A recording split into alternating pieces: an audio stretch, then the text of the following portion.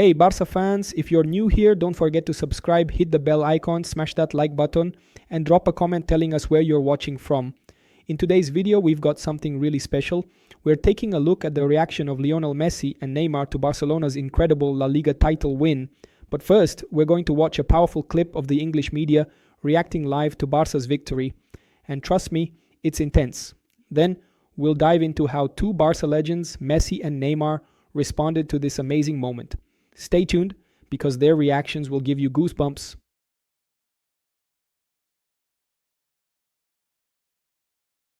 Wow. Let's have a look at some of the key players in this side who helped surge them towards the title. And it really is their attack that got it done. Obviously, they made some defensive mistakes this season, but really it's the attackers that this title challenge and all of the best performances this season were built on.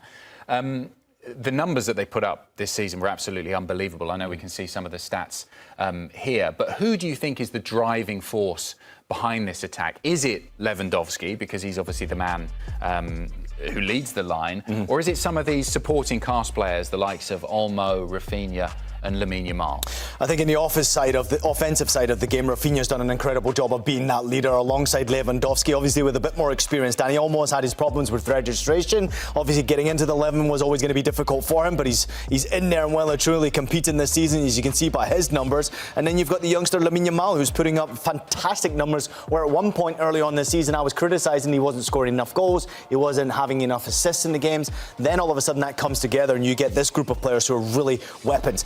Obviously, I broke down some of the goals that they've scored this season. 169 goals across all competitions. They're averaging 2.9 goals per game. Let me break it down because I've updated my statistics, Adam Hunt. That is exactly 1,000 shots they have taken in 58 games across all competitions. And yeah, you've got the weapons right there. You can see the players that they have.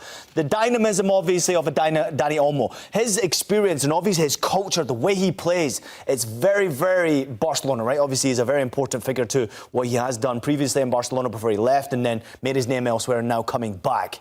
It has been interesting to see how Lewandowski's handled it this season because the Golden Boot, Pichichi race has been on for him with that battle against Mbappe this season. Budimir's not too far behind as well. But I think Lewandowski stuck on 99 goals now will annoy him a little bit. He'll be wanting to get to that goal 100 and complete the century. I think Raphinha, in my personal opinion, and many people may disagree with me and go with Lamine Yamal because he's a youngster who's thriving right now. But Raphinha, to me, has been excellent. He's been a class above what I thought he could potentially reach. Scoring goals, yes, of course, we understand he's a goal scorer this season. The assists and also the team player that he has been and the leader that he's actually pushed this group forward. And including the youngster Lamine Yamal, who's looking on the other wing and seeing a Raphinha every single time, never giving up on plays, always going 1v1, always trying to get past, always making the right run. Obviously has had a number of opportunities to multiply his goals.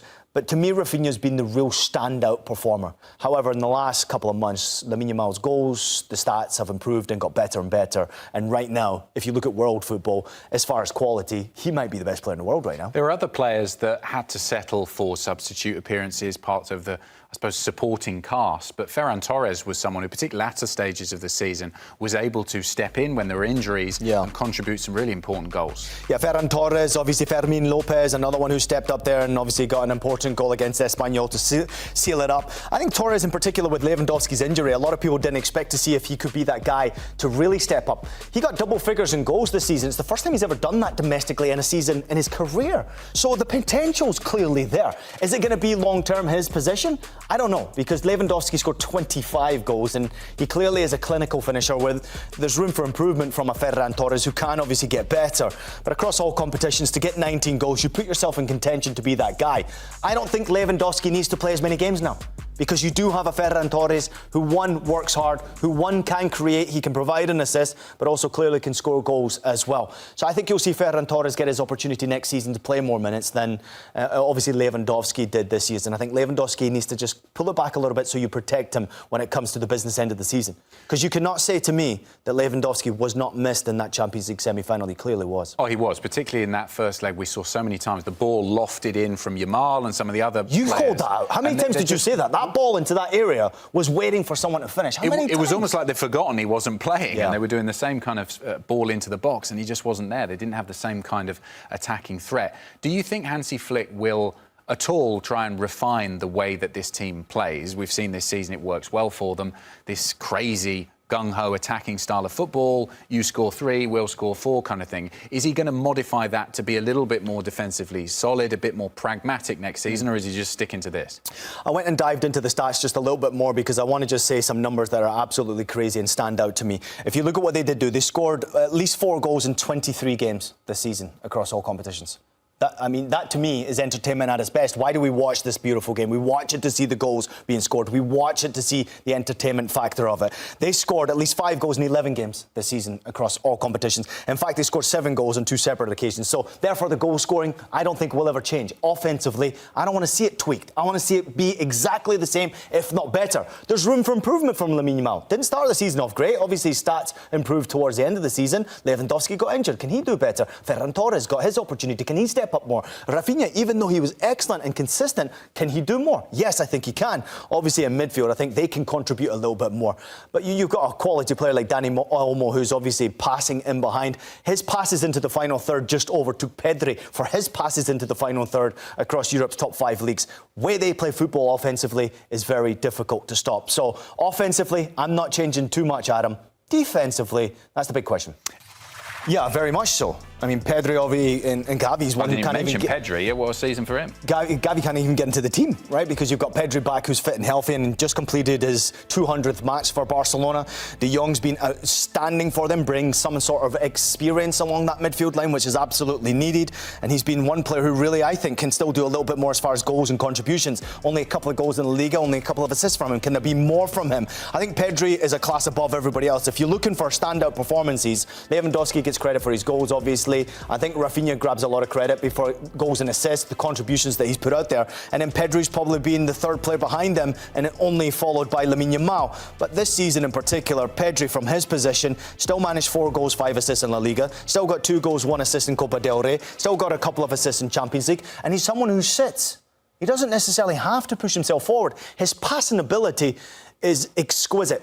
I actually put him in a category of a few players who have played the game at that level. Obviously, Modric is one of them. There's no doubt about it. Toni Kroos is another one. But these are Real Madrid players, so I don't want to put them in the same category. I'm going to go to a Paul Scholes who can pass the ball and can see a pass that many players just simply couldn't see. Pedri is on his own level.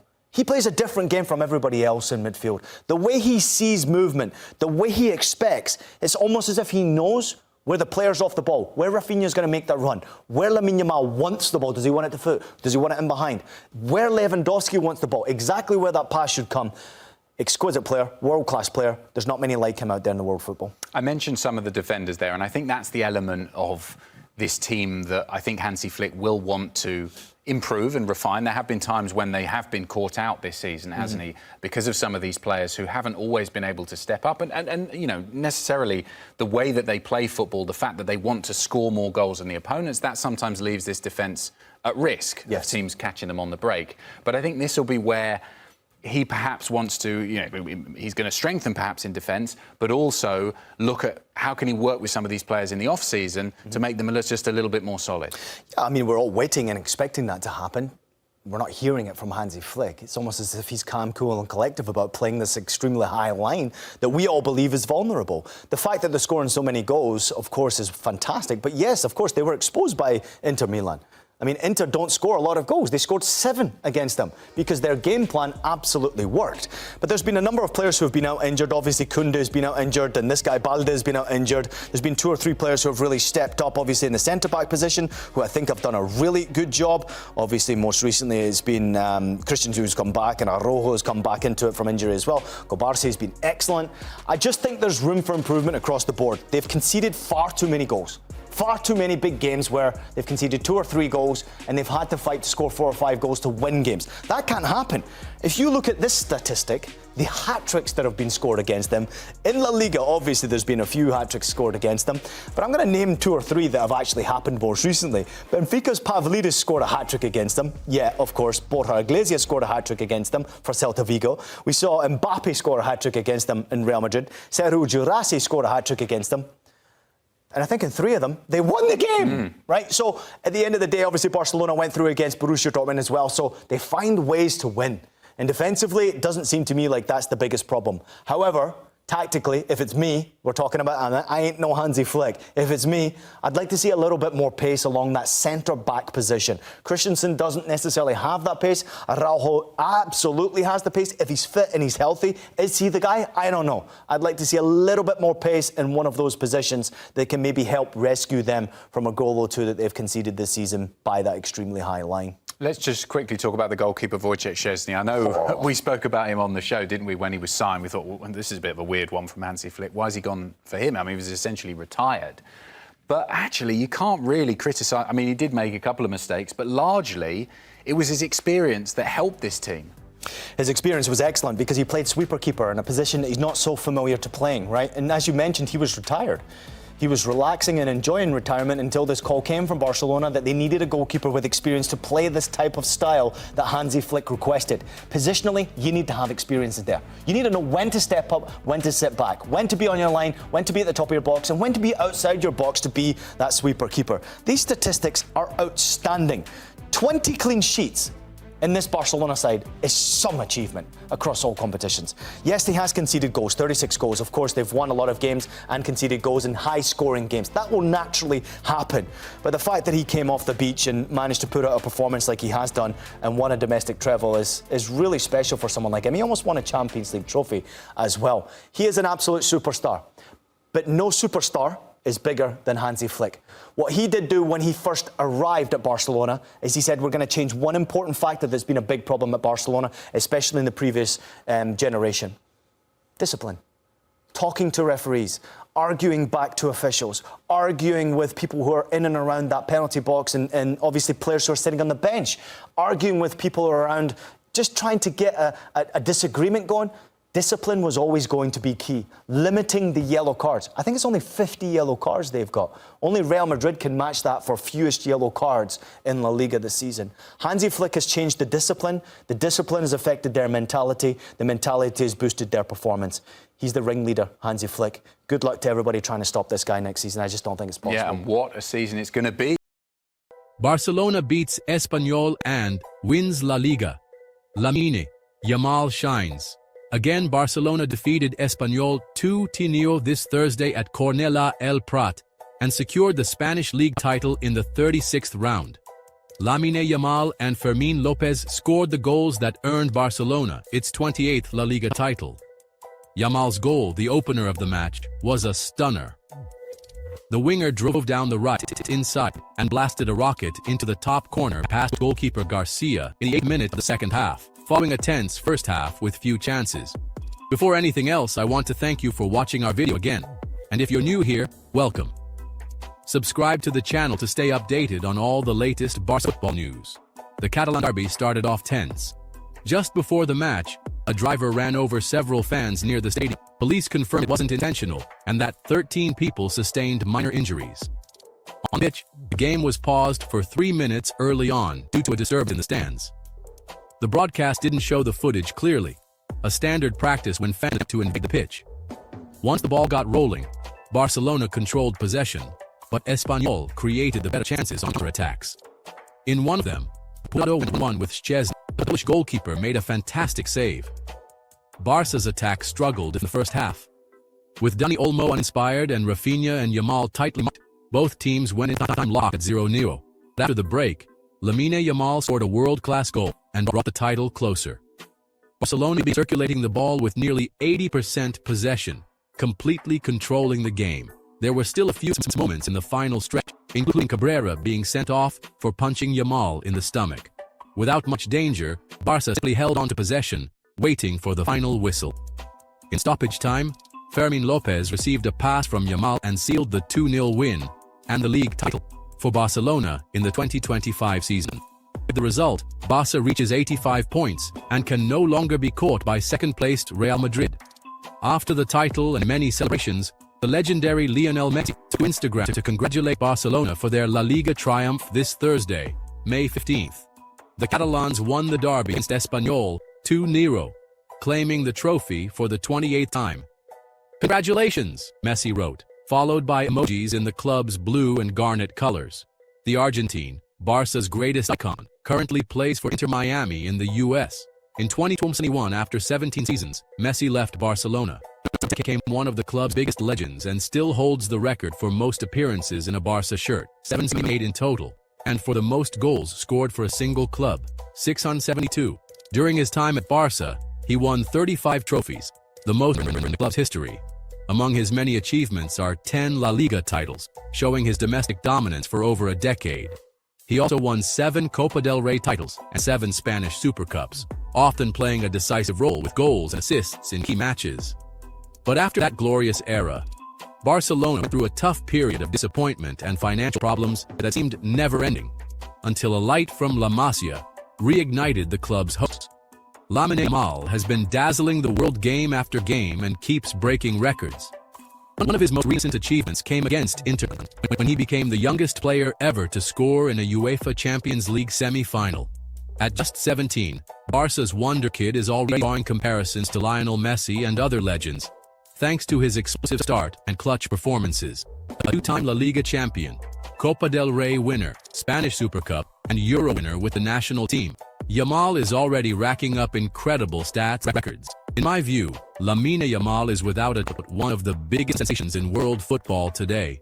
At just 16, the Barcelona prodigy already plays like a seasoned veteran, showing personality, tactical intelligence, and a technical brilliance that impresses even the most experienced. Born in 2007, Yamal hasn't just broken age-related records, like being the youngest ever to debut for Barça in La Liga. He's also earned growing respect and space in European football. His style is reminiscent of the great wingers of the past, with quick dribbles, sharp changes of direction, and a maturity far beyond his years. This season, he has not only been an important piece in Barca's squad, but is also beginning to show his value in the Spanish national team. In a team undergoing a rebuild, Yamal emerges as the symbol of a new generation, bold and hungry for glory. What makes his moment even more special is the way he handles pressure. With the ball at his feet, he plays with lightness and confidence, as if football is simply a natural extension of who he is. Off the field, he remains calm and gritty, unshared by fame. Lamine Yamal is no longer just a promise. He is already the real deal. And if he keeps developing at this pace, the world could be witnessing the rise of one of the next great names in football history. But now I want to hear your thoughts. Is Lamine Yamal the beginning of a new era for Barcelona, or is it too much pressure for such a young player? Let me know in the comments, drop a like if you enjoyed the video, and don't forget to subscribe. And what a beautiful ending to an unforgettable season for Barcelona. Seeing Messi and Neymar react with so much emotion and happiness just shows how deep their connection to this club still is. They may not be wearing the Barça shirt anymore, but their hearts clearly still beat for this team. Both of them celebrated the La Liga title as if they had played the match themselves. You could feel the joy, the pride, and for the fans, it meant everything to see two legends like them showing such passion for Barcelona. It's a reminder that Barça is more than just a club. It's a family, a home. This title was the result of hard work, unity, and a squad that never stopped believing. 4 El Clásico wins in a single season, the Copa del Rey, and now the La Liga title. Even though the Champions League didn't end the way we hoped, this year will be remembered as a glorious one. And now, with Hansi Flick at the helm, and stars like Lamine Yamal and Raphinha playing at Ballon d'Or level, the future looks brighter than ever. I can't wait to see what next season brings. If you enjoyed this video, make sure to subscribe, like, and ring the bell so you don't miss the next reaction. And let us know in the comments, how did you feel seeing Messi and Neymar celebrate Barca's title? See you next time.